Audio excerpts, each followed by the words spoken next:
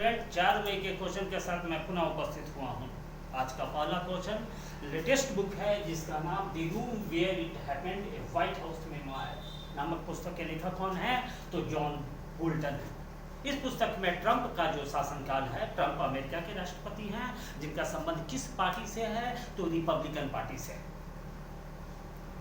उनके कार्यकाल के गतिविधि का उल्लेख इस पुस्तक में किया गया है। यह पुस्तक काफी ज्यादा चर्चित है तथा इस पुस्तक का सीलिंग जो है काफी ज्यादा है। जब दूसरे क्वेश्चन पे आते हैं, फील्ड कप हर्फ अवार्ड के लिए पहली बार किस भारतीय को नामांकित किया गया है? तो सानिया मिर्जा को नामांकित किया गया है। लेकिन सानिया मिर्जा को नामांकित किस क्षेत्र से किया गया है? तो एशिया और ओशियाना क्षेत्र से किया गया है। पहली बार ऐसा हुआ है कि भारत फील्ड कप के लिए क्वालिफाई किया है। फील्ड कप का संबंध किस खेल से है? टेनिस से है। फॉरहैंड शब्द और बैक हैंड शब्द का प्रयोग किस खेल में होता है? टेनिस में होता है। लव शब्द का प्रयोग किस खेल में होता है? टेनिस में होता है। टेनिस का मक्का किस ग्राउंड को कहा जाता है? तो विंबलडन ग्राउंड को कहा जाता है। और टेनिस का सबसे प्रतिष्ठित टूर्नामेंट कौन होता है? तो विंबलडन होता है, जो किस कोर्ट में होता है? तो ग्रास कोर्ट में होता है। टेनिस के मैदान को हम किस नाम से जानते हैं? तो कोर्ट के नाम से जानते हैं। लिएंडर पेस किस खेल का खिलाड़ी है? तो टेनिस का खिलाड़ी है। ड्यूस शब्द का प्रयोग किस खेल में होता है? तो टेनिस में होता है। जब अगले क्वेश्चन पे आते हैं, कौन सा राज्य one nation one ration card में शामिल नहीं हुआ है? तो छत्तीसगढ़ शामिल नहीं हुआ है। लेकिन वर्तमान में इस कार्ड योजना में कितने राज्य शामिल है? तो 17 राज्य तो शामिल है। साथ ही साथ भारत के सारे केंद्र शासित राज्य राशन कार्ड का जो यह पहल है वो one nation one ration card उसमें शामिल है। विश्व प्रेस स्वतंत्रता दिवस कब मनाया जाता है? यह हाईली इंपॉर्टेंट क्वेश्चन है। सामान्यतः इस क्वेश्चन का थीम आता है। विश्व प्रेस स्वतंत्रता दिवस कब मनाया जाता है? 3 मई को मनाया जाता है। लेकिन इस वर्ष इसका थीम क्या था? जर्नलिज्म विदाउट फियर और फेवर। लेकिन भारत में पत्रकारिता का जनक किसे कहा जाता है? तो राजा राम मोहन राय को कहा जाता है। चमेली देवी पुरस्कार किस क्षेत्र में दिया जाता है? तो पत्रकारिता में दिया जाता है। गोयनका पुरस्कार किस क्षेत्र में दिया जाता है? तो पत्रकारिता में दिया जाता है। लेकिन देश में आजादी के लिए पहली बार जेल जाने वाले पत्रकार कौन थे? तो बाल गंगाधर तिलक थे, जिनको 6 वर्ष की कारावास की सजा हुई, जो आगे चलकर कम कर दी गई। जब अगले क्वेश्चन पे हम आते हैं, आइडिया थान को किस मंत्रालय के द्वारा प्रारंभ किया गया है?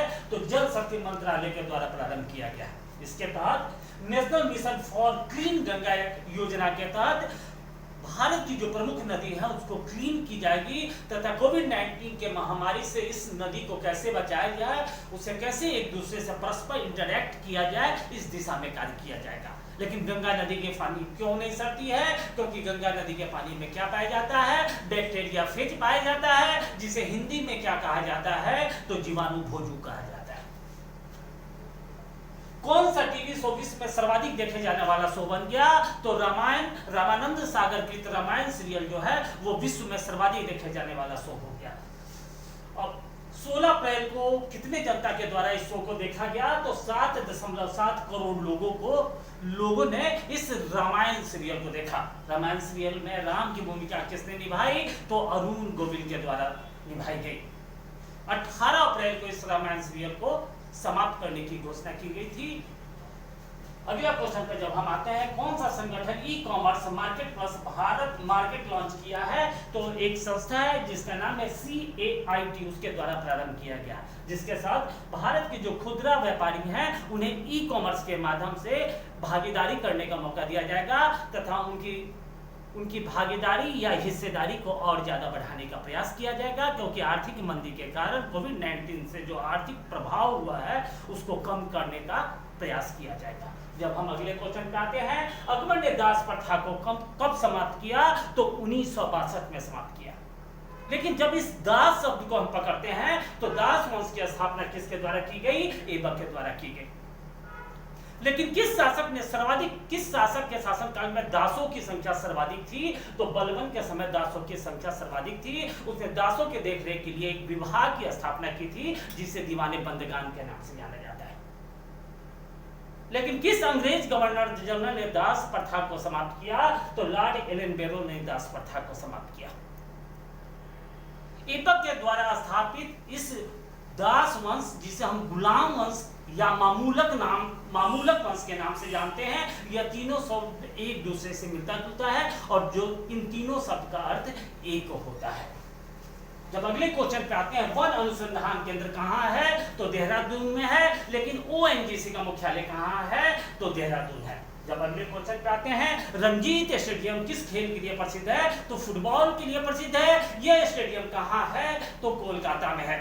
कोलकाता शहर की स्थापना किसके द्वारा की गई थी, जॉर्ज चार्नॉक के द्वारा कोलकाता शहर की स्थापना की गई, जो किस नदी के किनारे है, हुगली नदी के किनारे है।